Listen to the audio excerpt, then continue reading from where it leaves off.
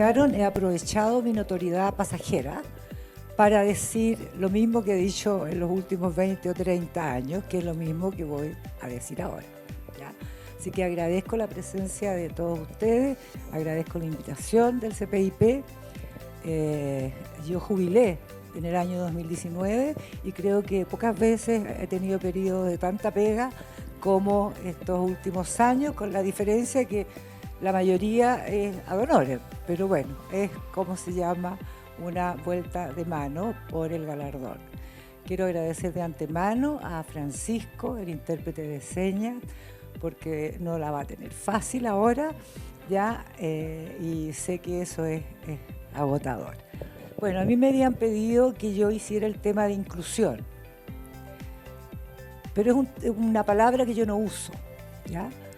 Entiendo su sentido, por supuesto, el sentido que creo que la ley de inclusión fue muy buena para Chile, pero yo puedo incluir en una malla curricular, como decía la doctora anteriormente, un tema porque sé que estaba excluido antes, pero no puedo incluir una persona. ¿Quién soy yo para afirmar que primero la excluí y ahora soy tan buena persona que la voy a incluir, ¿ya? Hay un problema epistémico ahí que me complica y por eso mi presentación se llama Aprendizaje y diversidad de emociones en la formación inicial docente. Y el propósito es que quienes están a cargo de la formación inicial en uno o más sentidos, con mayor o menor jerarquía, puedan hacer una reflexión profunda sobre algunos aspectos que yo considero fundamentales para cambiar y transformar nuestra educación, que pienso es una necesidad urgentísima, porque si no yo no sé qué clase de sociedad vamos a tener en 10, 20 años más. La educación, como todos y todas ustedes saben, es mucho más que un servicio. Configura las características de una sociedad determinada. Y nosotros estamos haciendo eso con nuestro sistema educativo. Bueno, esto dice UNESCO en su informe de la Comisión Internacional para reimaginar el futuro en educación, ¿cierto? Y dice que para forjar estos futuros es necesario transformar la educación misma. Cuestión que yo creo que todos nosotros y nosotras sabemos hace tiempo, ¿ya? Y sabemos también que es muy difícil.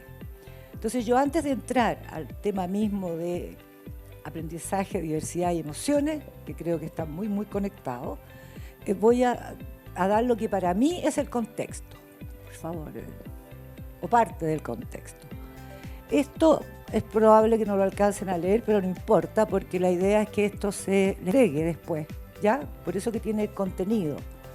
El sistema educacional chileno, a mi juicio, hace lo mismo una y otra vez, esperando resultados diferentes. Tenemos malos resultados en educación en términos generales desde hace mucho tiempo y seguimos insistiendo en hacer más de lo mismo. Más CIMSE, más estandarización, más control, más rendición de cuentas, más de lo mismo, ¿ya? Esperando resultados distintos. Lo que se dice por ahí que es la definición de la locura, hacer una y otra vez lo mismo esperando resultados diferentes. Tenemos un currículum nacional sobredimensionado, desarticulado y sobre todo descontextualizado del mundo de vida de las y los estudiantes. Tenemos una poca articulación efectiva entre la formación docente y la escuela, ¿ya? Eso pasa también hace mucho tiempo y no hemos tenido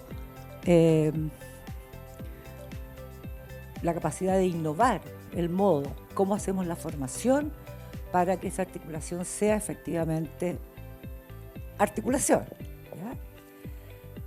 Hay este sobreénfasis en el control y la rendición de cuentas que las universidades están empezando a ver ahora el peso que tiene esto, ¿ya?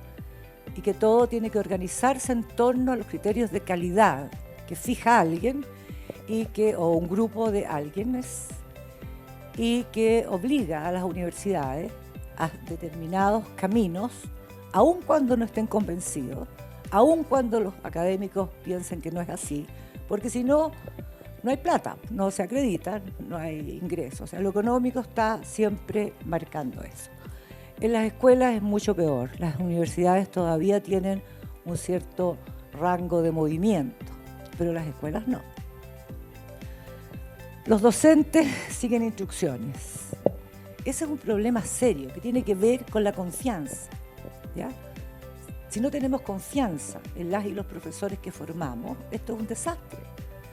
Si les tenemos que decir lo que hagan, es contradictorio. Son profesionales, los formamos para que puedan ser buenos profesionales, para que puedan innovar, para que puedan hacer mini investigaciones en su experiencia, pero resulta que llegan a la escuela y tienen una normativa, tienen guías, tienen lineamientos, tienen que hacer determinadas cosas, entregar determinados papeles y finalmente, estoy hablando en general, porque hay escuelas que hacen cosas maravillosas, estoy hablando en general, y finalmente muchos y muchas se desencantan y desertan. Tenemos una alta deserción de profesores nobles porque no pueden hacer lo que quieren hacer. Ahora, lo interesante es que creen que no pueden, porque no hay ninguna ley, reglamento o que les obligue a seguir esos lineamientos. Por eso yo siempre he hablado de que necesitamos una rebelión docente, en el sentido de que las y los profesores se rebelen, ¿eh? Y decidan cómo hacer las cosas, cómo en mi contexto yo voy a lograr los objetivos de aprendizaje del currículum. ¿Por qué tengo que hacerlo del modo como me dicen? Si quien me dice eso no está en mi contexto. Pero si yo me junto con mis colegas y decido cómo, hay escuelas que lo han hecho con muy buen resultado, entonces el entusiasmo, la motivación y la confianza de la comunidad en la escuela cambia. Bueno, ¿qué nos dice el discurso educativo aceptado por todos? Formar personas capaces de trabajar en equipo, colaborativas, responsables, capaces de resolver problemas, autónomas, ¿ya? Solidarias, curiosas. Eso estamos todos de acuerdo si nosotros leemos cualquier documento que tenga que ver con este espíritu, va a encontrar estas cosas. Pero ¿qué nos dice la investigación? Mi oficio es investigar. Yo empecé a hacer investigación en el año... la primera investigación que presenté cuando acá había los encuentros nacionales de investigadores en educación fue en el año 85. Miren lo vieja que soy.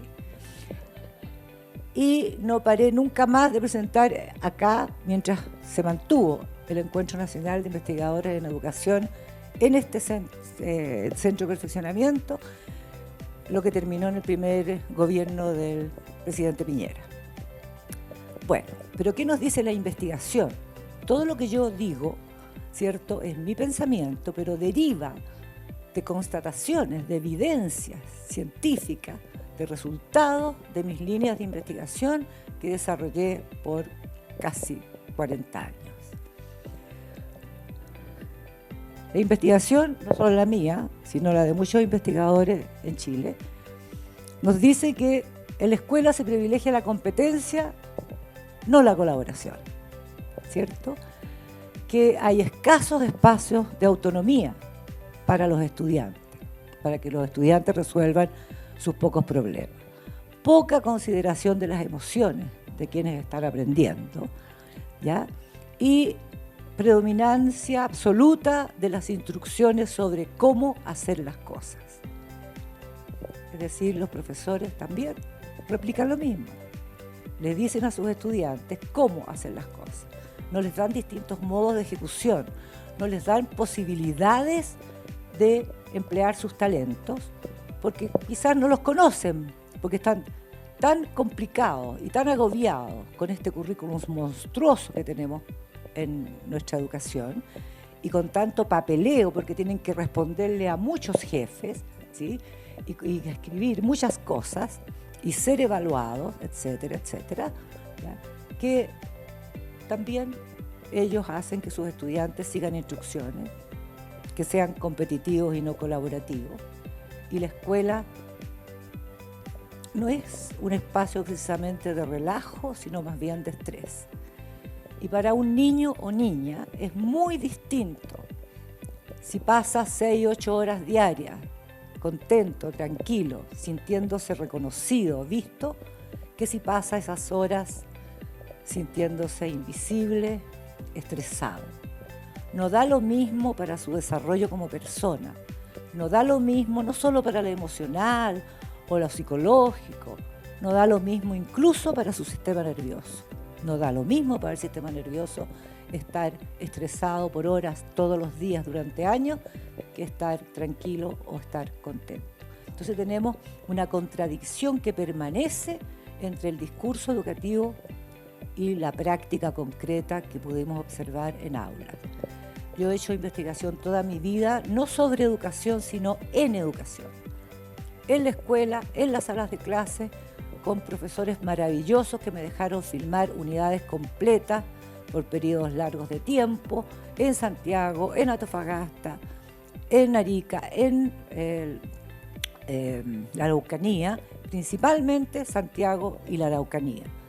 Ahí yo hice investigación en salas de clase y comparé lo que pasaba en Santiago con lo que pasaba en la Araucanía. Y no una o dos escuelas o 3 o 4 cursos, sino decenas de cursos ya en muchas escuelas.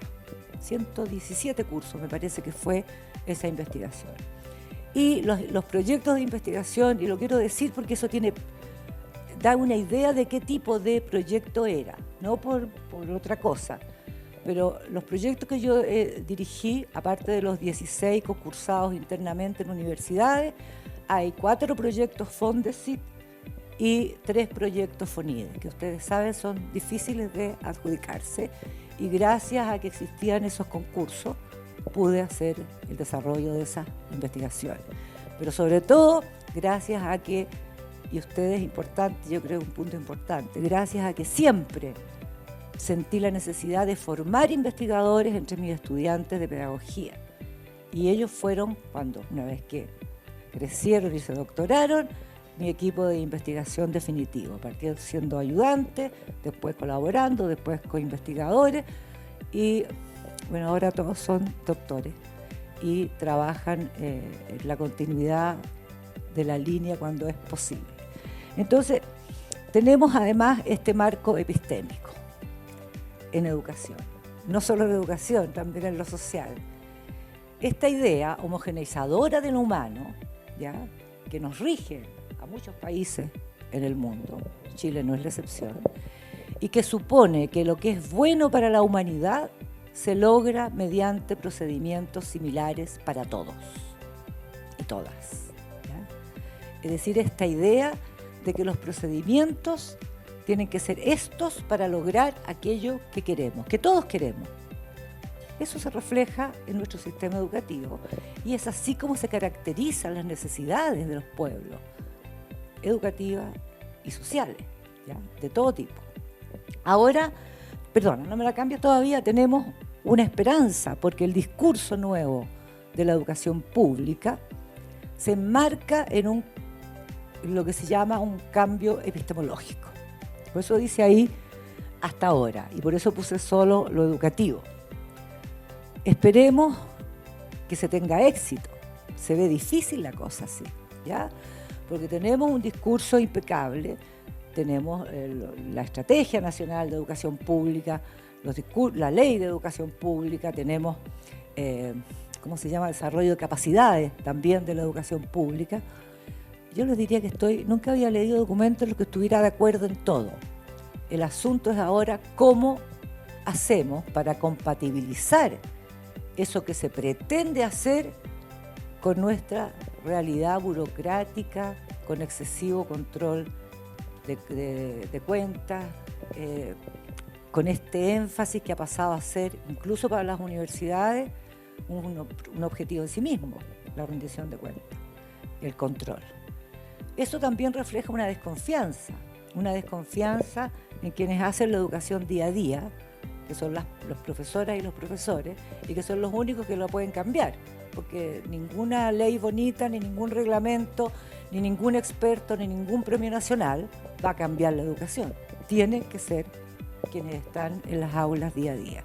Entonces, este marco implica ignorar la diversidad, implica no hacerse cargo de los grupos minoritarios.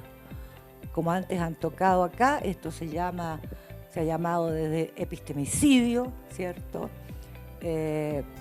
Tiene distintos nombres, hay unas alegorías muy, muy bonitas que hacen autores que se dedican a esto. Y nosotros tenemos acá una sociedad que históricamente, ¿cierto?, ha querido ser blanca siempre y homogénea. Y que ahora parece que surgieron los grupos indígenas, como que, no sé, pues llegaron de repente. Y más como que se ve la migración que lo que efectivamente ha ocurrido en nuestro país por muchos años.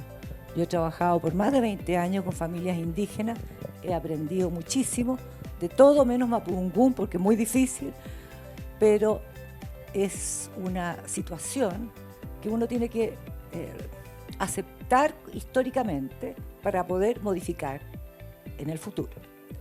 Ahora sí. Entonces, en relación a aprendizaje, voy a tratar de apurarme para no aburrirlo, porque quiero hablar de aprendizaje, diversidad y emoción. ¿Qué nos muestra? Todo lo que digo, repito, tiene que ver con resultados de investigación. Nosotros teníamos, ¿cierto?, una formación en la que yo me formé, seguramente ninguno de ustedes acá, porque son todos jóvenes, la que supone que el profesor o profesora determina lo que los estudiantes aprenden, ¿ya?, que se relaciona con las aplicaciones o teorías asociacionistas que estaban implicadas en el paradigma hasta hace pocas décadas de todas las universidades chilenas que impartían pedagogía. Yo me eduqué en ese paradigma.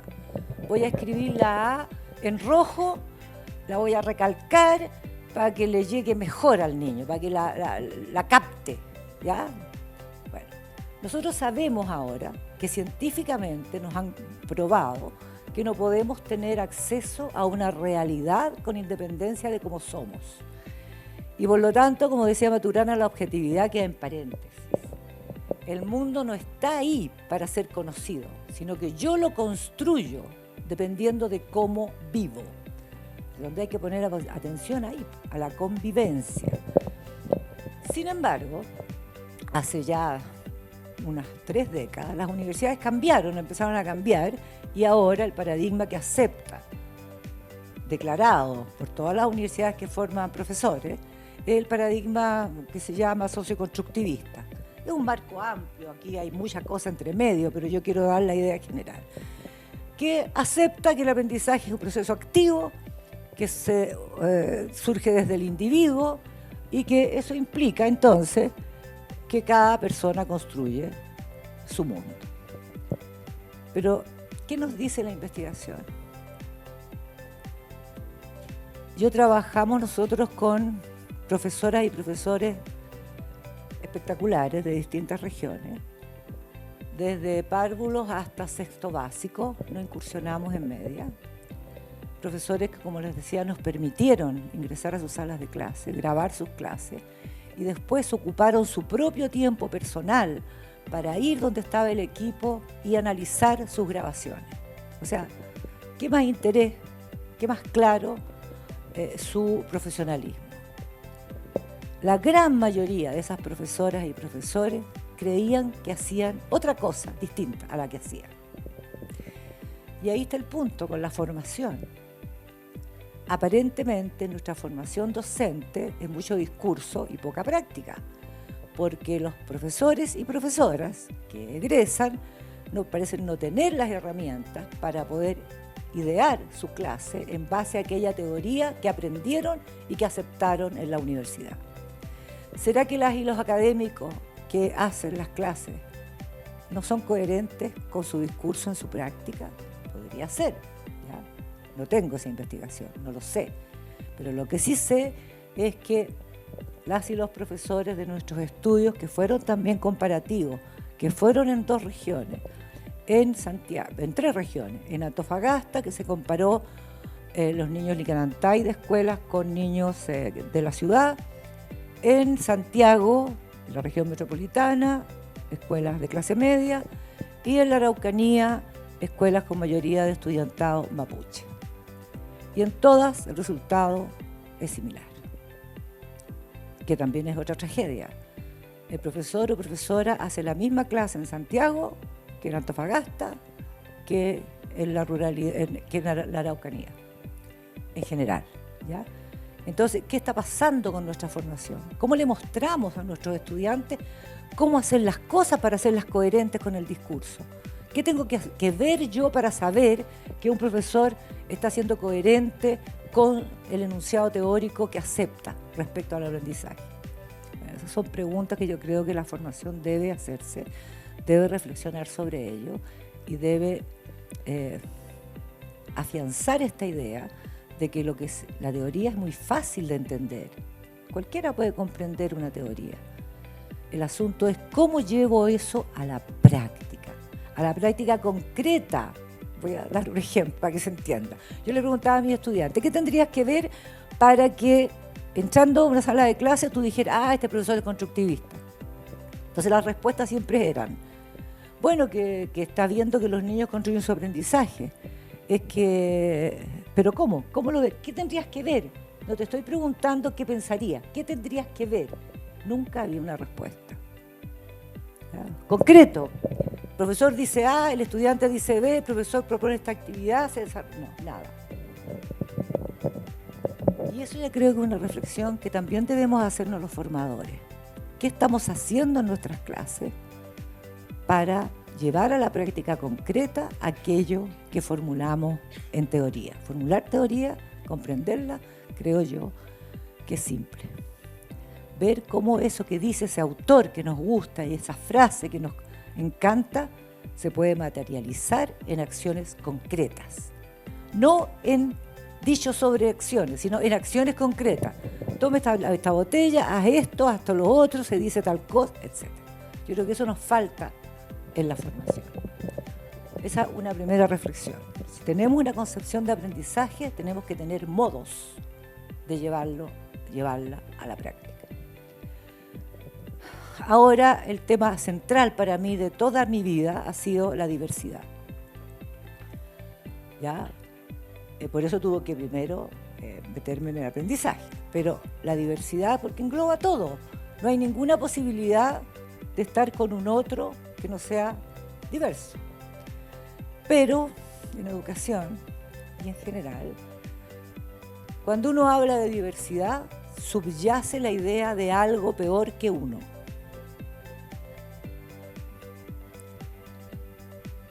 Y eso es lo que hay que cambiar. Qué difícil, ¿eh? Profesor, tenemos una gran diversidad en la sala de clase. Puras cosas, puros niños o niñas que tienen características o conductas que uno considera peores que las que tiene uno. Pero si ustedes piensan, eso significa que yo como profesora estoy pretendiendo que mis estudiantes se parezcan a mí. Que sería como casi un pecado mortal, aunque no creo que existan los pecados, pero para graficarlo, ¿ya? La diversidad tiene que ser reconceptualizada. Estoy peleando por esto hace muchos años. Pensar la diversidad tiene que ver con darse cuenta cómo somos nosotros los seres humanos. Tiene implicancias no solo para la escuela, también para el trabajo universitario. La diversidad la he reconceptualizado de esta manera. Es una consecuencia de formas distintas de construir el mundo. Esa diferencia puede ser en todo, en parte, puede ser pequeña, a lo mejor entre nosotros que somos académicos, que estamos en un mismo, digamos, contexto, pueden ser menores, pero pueden ser gigantes si voy a otro grupo. Entonces, la diversidad es consecuencia de modos distintos de construir el mundo según los modos de convivencia. Por lo que no hay ninguna posibilidad de estar con un otro que no sea distinto, que no sea diferente.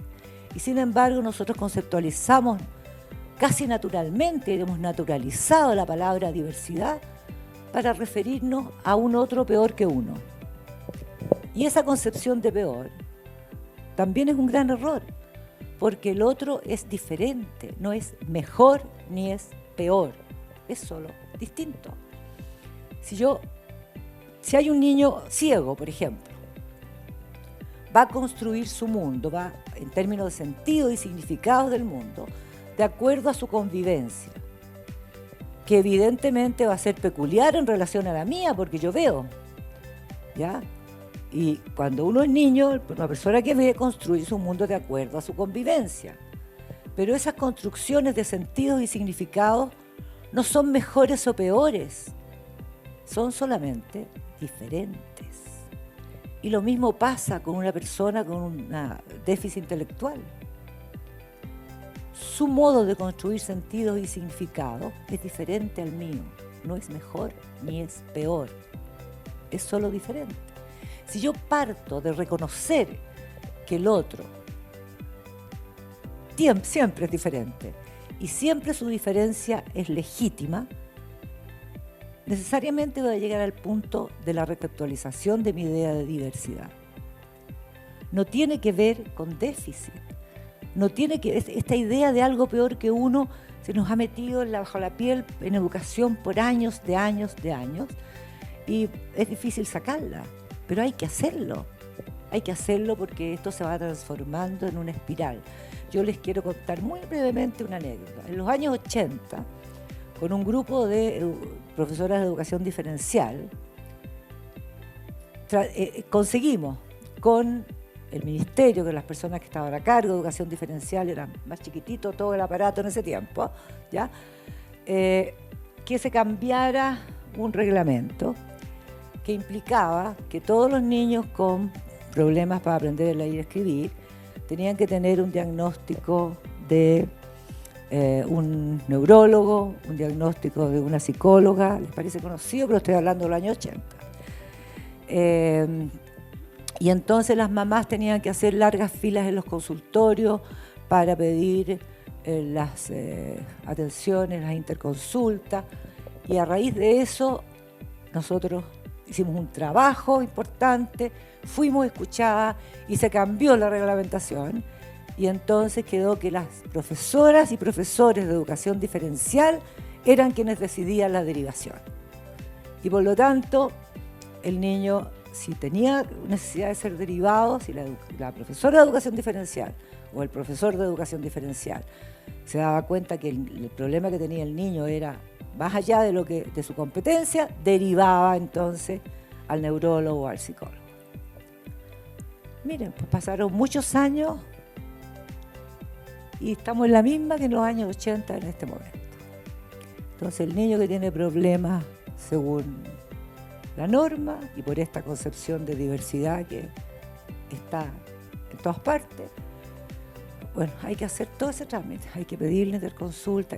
Volvimos prácticamente a lo mismo que teníamos a principios de los 80, que logramos cambiar y que se volvió a cambiar con el decreto 170, que tiene muchas cosas buenas, pero que vuelve a este énfasis en que hay que saber y medir aquello que tiene el niño o niña para poder dar la platita de la subvención.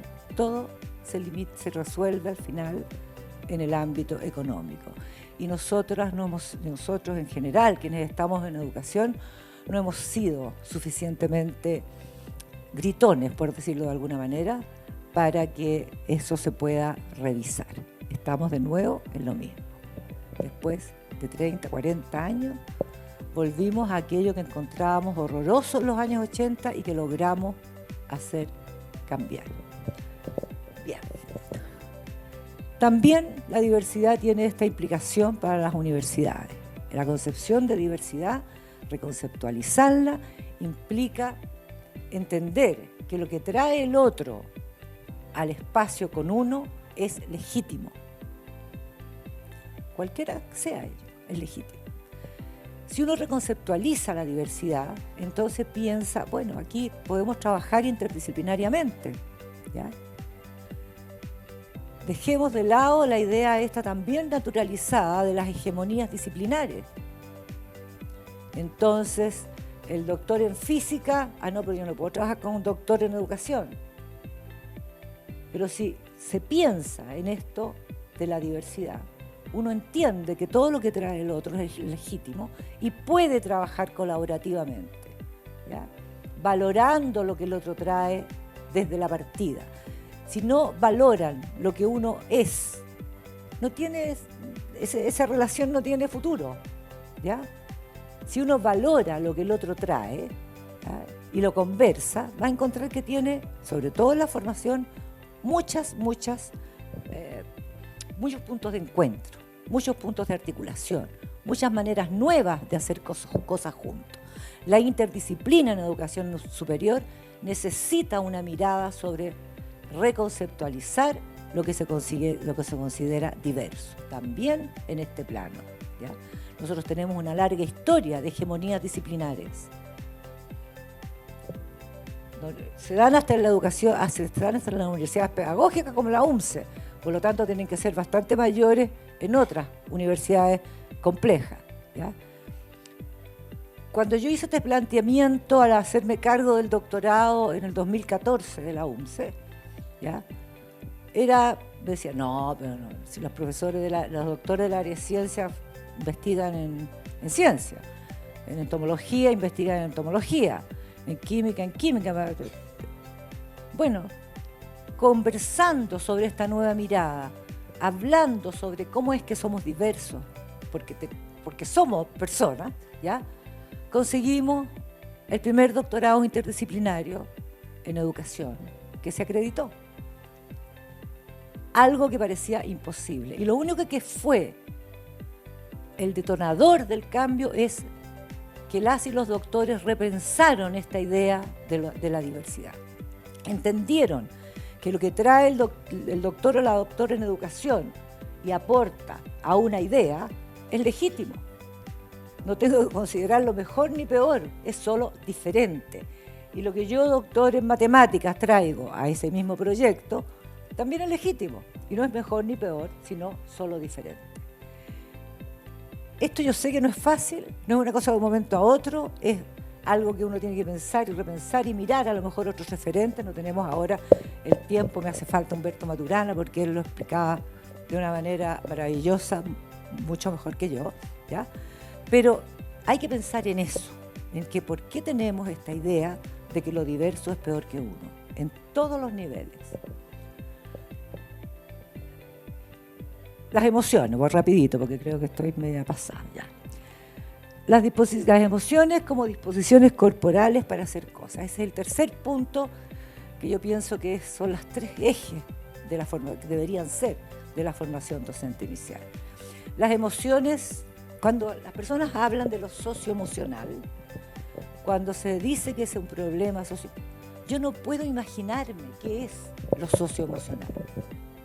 No sé a qué se refieren, porque lo que yo entiendo es que no hay ninguna manera de juntarse con otros sin lo socioemocional, lo social y lo emocional.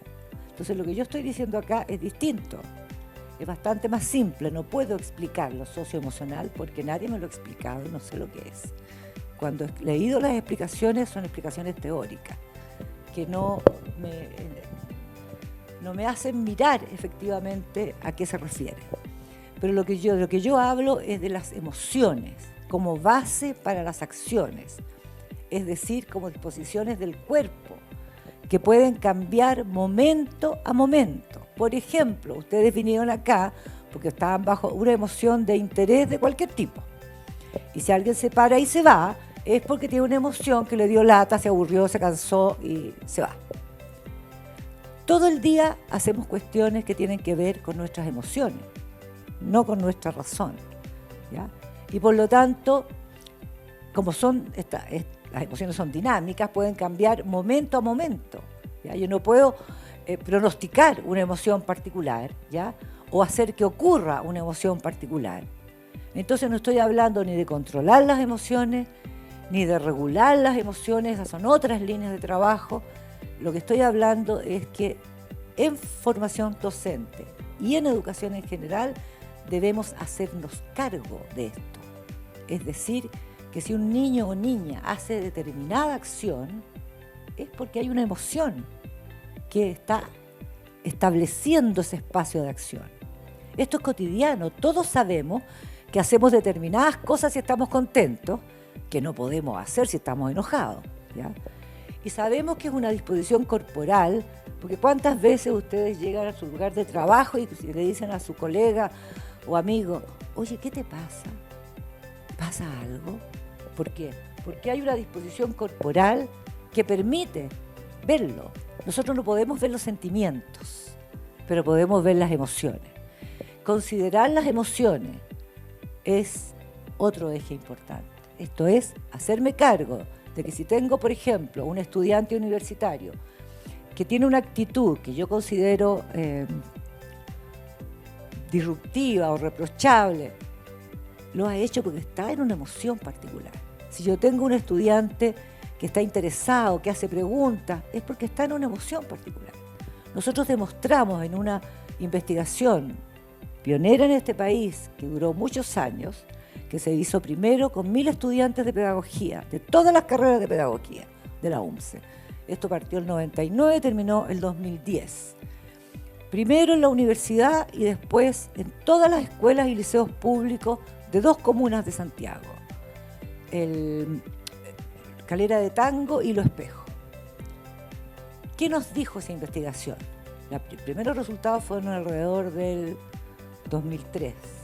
Hay libros, hay papers, hay toda clase de cosas que ustedes pueden mirar en algún momento poniendo emociones, mi nombre, van a encontrar esas investigaciones.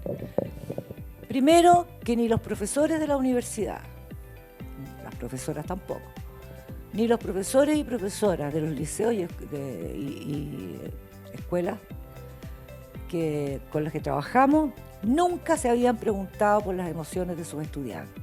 Estamos hablando del 2003, hoy día es muy distinto, ¿ya? No hubo un solo académico o académica que se hubiese preguntado por las emociones de sus estudiantes. Participaron 110 académicos y ningún profesor no recuerdo el número exacto, pero muchísimo, de las escuelas de estas 2 comunas, ¿ya? Entonces, ese trabajo nos mostró que aprendizaje y emociones está absolutamente imbricado, ¿ya? Cuestión que intuitivamente todos los profesores que entrevistamos sabían, pero no se habían preguntado nunca por su clase, con su curso. Y de ahí, bueno, todos sabemos lo que ha pasado con las emociones en los últimos años, que ha sido boom, y que, si quieres, pasa la otra, que es que ahí entiendo que les van a entregar a ustedes esta presentación, por eso la hice con contenido, ¿ya? Y ahí hay algunas investigaciones que nos dicen lo mismo. Pero lo curioso y lo que quiero apuntar es que ya UNESCO, el 2000, en su primer estudio que hizo a nivel latinoamericano y del Caribe sobre rendimiento, el factor más preponderante fueron las emociones, es decir, sentirse grato en la sala de clase. Ya entonces, y ninguno de nosotros supimos, o sea, en formación docente esto no llegó a ninguna parte, nadie lo supo, y más aún, estoy hablando de investigaciones en Chile, UNESCO hace su estudio comparativo de rendimiento también el 2000, el mismo resultado, y el 2017 me parece que fue el último, no, ahí dice, sí, 2017, el tercer estudio regional comparativo, también tiene el mismo resultado.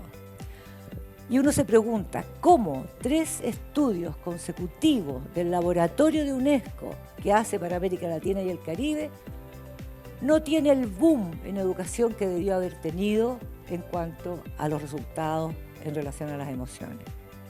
Interesante hacerse esa pregunta. Pasa a la otra, ¿no? Entonces, yo realmente creo esto, ¿ya? Como les dije al principio, yo estoy diciendo esto hace muchos años, y yo creo realmente que si el entendimiento de la diversidad fuese un eje en la formación docente, lo voy a leer porque creo que allá no se ve nada. Si el entendimiento de la diversidad como construcción de mundo fuese uno de los ejes en la formación de profesores, se podría contribuir eficazmente al desarrollo humano de los niños y niñas chilenos y, consecuentemente, a mejorar los resultados de aprendizaje y la convivencia ciudadana.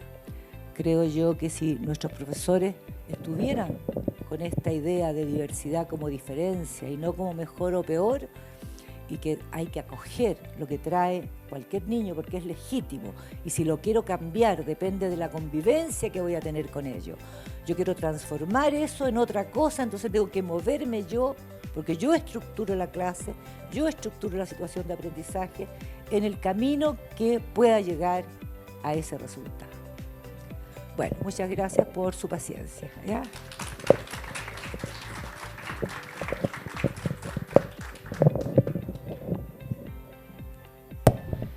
Muchas gracias, doctora Nolfa Ibáñez, por sus palabras. ¿Hay alguna consulta? No, vamos a pedirle... aquí viene. Doctora. Ya las tengo acá. A ver, tengo la primera que dice: actualmente la formación inicial docente prepara profesores para enfrentar la diversidad y la violencia en las escuelas. No, pues yo creo que no, porque está todo, digamos, la reconceptualización de la diversidad no ha llegado a la formación, excepto, a lo mejor, claro, en diferencial de la Universidad Metropolitana, pero, claro, pero no en términos generales, no hemos hecho ese trabajo, ¿ya? Decía antes, había un estudio, ¿cierto?, sobre, no sé si género me parece, o derechos humanos, que ahí se veía que la parte diferencial no tenía, digamos, el mismo problema, por así decirlo, que las otras formaciones, ¿ya? Pero si nosotros en educación diferencial estamos haciendo este cambio desde hace años, ¿cómo no lo pueden hacer quienes trabajan en educación regular o en formación de asignaturas regulares? Yo creo que no se hace suficientemente porque no se tienen las herramientas, porque no se ha hecho la reflexión sobre lo que implica la concepción de diversidad que uno maneja. Si uno hace esa reflexión, yo creo que la cosa cambia. También agradecen mucho su presentación y nos consultan de qué manera sugiere enseñar a enseñar autonomía en sus estudiantes, niños, niñas, a educadores, profesores en formación. Bueno, yo creo que uno, como dije, aprende lo que vive. Si yo no estructuro la situación de aprendizaje para darle autonomía a mis estudiantes, no van a aprender. O sea, no puedo decirles que sean autónomos, no puedo decirles, cuando ustedes tengan estudiantes, ustedes tienen que dejar... No, tengo que hacer la clase. Yo inventé una metodología en los años 80, que trabajamos hasta ahora, que se enseña en las universidades, que tiene estas tips. Recoger la experiencia de los estudiantes, no desvalorizar nunca una experiencia, hacer solo preguntas abiertas, por ejemplo, ¿cierto?, para legitimar todo lo que traen los demás y por lo tanto dar espacio a la diversidad, dar más de un nivel de ejecución, es decir, permitir la autonomía. Nunca un solo nivel de ejecución, ninguna instrucción sobre cómo hacer el trabajo. Cuando tú no das instrucciones sobre cómo hacer el trabajo, en el caso de los niños y también de los estudiantes universitarios, pero en el caso de los niños, y tía, ¿cómo lo hago? En el caso de los profesores, pero señora, ¿cómo lo hago? ¿Ya? O profe, ¿cómo lo hago? Como tú creas que hay que hacerlo. Ah, pero ¿por qué? Porque nos acostumbramos en este ambiente educativo de seguir instrucciones en tratar de hacer lo que cada profesor prefiere. Y todos ustedes han pasado por lo mismo. Voy a hacer este trabajo, pero es para la profe tal, así que hay que hacerlo así. Y este otro es para el profe tal, hay que hacerlo de esta otra manera. Y eso es una muestra de que no estamos dando autonomía para nada. Entonces hay que hacer espacio, hacer preguntas abiertas, no cerradas, que implican una sola respuesta, ¿ya? Y eso yo creo que es una cuestión, yo podría ejemplificar, pero yo pienso que todo el mundo está cansado, o tengo unos minutos más, o se termina ya. ¿Puedo hacer un ejemplo o no? Por supuesto. Ya. Vamos a buscar una cosa de un color. Esto es de un color. Si yo le pregunto, ¿de qué color es esto? Negro y plateado. ¿De qué color es esto? ¿Están todos de acuerdo? Negro y plateado. Esa es una pregunta cerrada. admite una sola respuesta. Y eso es lo que hacemos los profes mayormente, ¿ya? El equivalente a cómo se llama. Pero si yo pregunto, ¿qué me puedes decir de esto? ¿Qué más? Es pesado, ¿sí? Vive es pesado, ¿qué más? Va a ayudar a las presentaciones, es como antiguo, es útil, es pesado, ayuda a las presentaciones, y si seguimos ustedes todos pueden darme 5 vueltas en este grupo de académicos y todos van a tener una respuesta, además de que es negro y gris. La pregunta cerrada, que es la que usamos, es la que tenemos que desterrar. ¿Qué hay aquí? Pues alguien dice una cosa distinta a agua, está mal. Pero si yo pregunto qué me puedes decir de esto, surgen las experiencias y puedo recoger lo que cada estudiante sabe del objeto, relación, concepto, situación o lo que fuere. ¿Ya? Si yo estoy haciendo literatura y leo un párrafo y pregunto sobre algo específico, por ejemplo, ¿qué quiere decir el autor? Esa es una pregunta cerrada. Porque yo tengo la respuesta ya, la tengo previamente. Igual cuando pregunto ¿qué color es esto? Tengo la respuesta previa. En cambio, si pregunto ¿qué me puedes decir de esto? Abro el espacio para que el otro muestre lo que sabe. ¿Qué saberes trae sobre esto?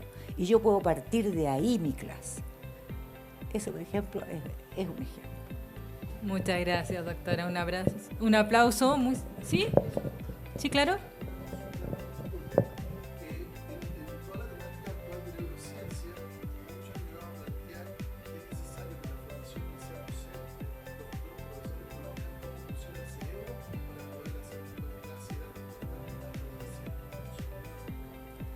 Yo pienso que cualquier neurocientífico hoy día va a decir con palabras de neurocientífico lo mismo que estoy diciendo yo. ¿Ya? Uno tiene lo que tiene, la experiencia que tiene. No puede acceder a un objeto independiente, a una realidad independiente, ¿ya? A cómo estoy hecha, como ser humano. Y por lo tanto no puedo usar el argumento de lo objetivo. Los años con mi amigo Humberto Maturana, que ya no está con nosotros, ¿cierto? Va a decir, hoy día van a decir, interpreta el mundo. ¿Ya? Yo digo, construye el mundo. Claro, pero todos estamos de acuerdo en que el mundo no está ahí para ser conocido. Y a nosotros como profesores nos corresponde estructurar situaciones de aprendizaje innovadoras, ¿ya? Novedosas, que rompan con los estereotipos de la educación. Y saben que se puede, yo lo hice en los 80, yo partí con esta metodología a raíz de que no sabía, todo lo que yo había aprendido en la universidad no me parecía que era para aplicarlo en la sala de clase con un grupo de niños. E inventé pensando, en ese tiempo no conocíamos a Humberto Maturana, pero no había trabajado con él. Entonces en ese tiempo yo tenía como única cuestión a que aferrarme en términos epistemológicos, la teoría de sistemas. Entonces inventé una manera que fuera totalmente distinta al sistema habitual de la sala de clase, ¿ya? Porque yo sabía que las interacciones ortogonales tenían más posibilidades de producir cambios que las regulares. Entonces, por eso preguntas abiertas, no dar instrucciones sobre cómo hacer, fueron cuestiones que se me ocurrieron a partir del entendimiento de la teoría de sistemas. Después llegó Maturana y ahí, se fortaleció y se robusteció la parte epistemológica. Pero yo pienso que no es distinto, porque yo creo que, claro, nos puede servir por conocimiento general, pero como docente, que no estamos en el área de la neurociencia, el saber cómo funciona el cerebro solamente nos sirve para sus consecuencias, porque no tendríamos ningún sentido que nos empezáramos a aprender partes anatómicas. Entonces va a depender del criterio, pero en términos de que uno construye su realidad o interpreta el mundo, ningún científico hoy día, que sabemos que ya hace bastantes años, ¿cierto?, que las partículas pueden ser ondas y las ondas pueden ser partículas. Ningún científico actual podría decir que yo voy a capturar una parte del mundo. ¿Ya? Eso. La última pregunta, sí.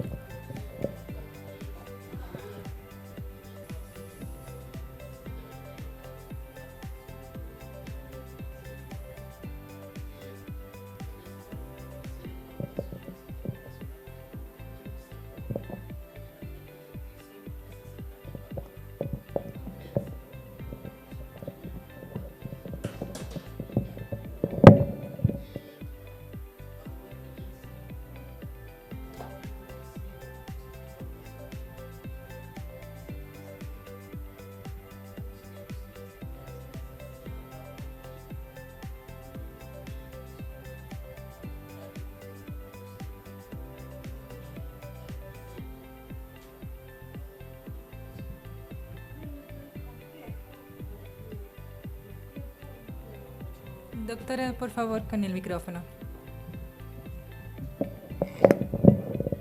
En los tiempos en que yo me atreví así a ser muy disruptiva, eso que estábamos en dictadura, nunca pensé en el empleo. Y la mayoría de los profesores no hacíamos eso. Estábamos en universidades públicas, teníamos este sentido de pertenencia a una comunidad que debía servir al país, puede parecer a ustedes, pero así era, ¿ya?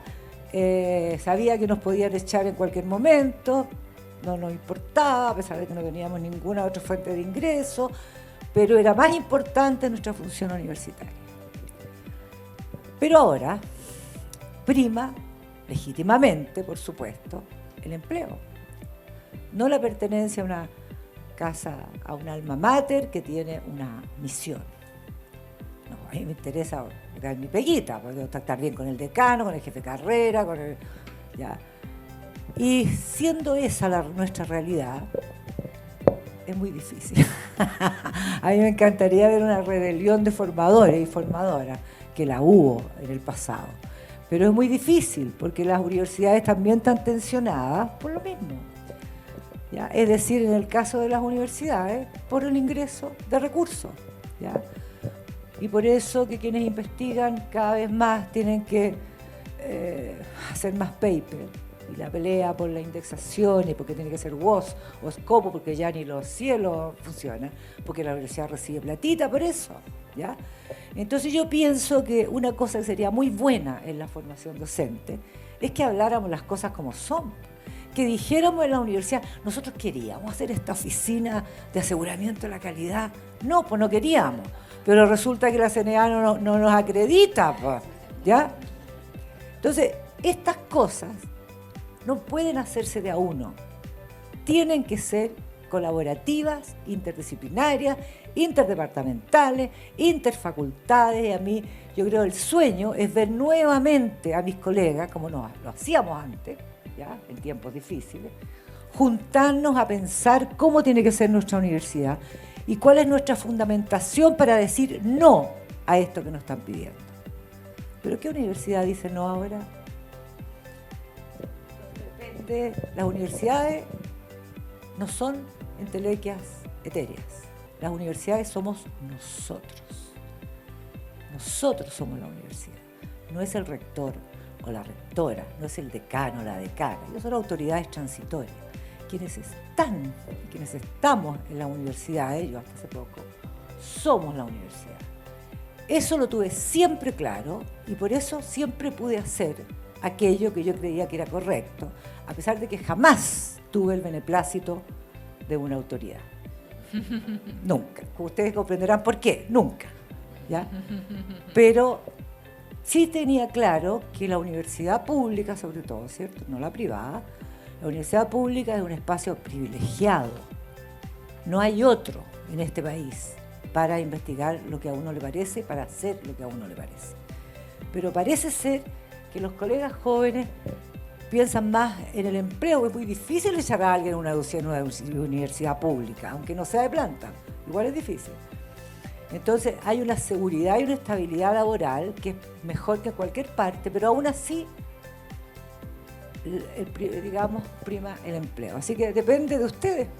No hay nadie más que pueda hacer algo en función de este cambio que no sean ustedes.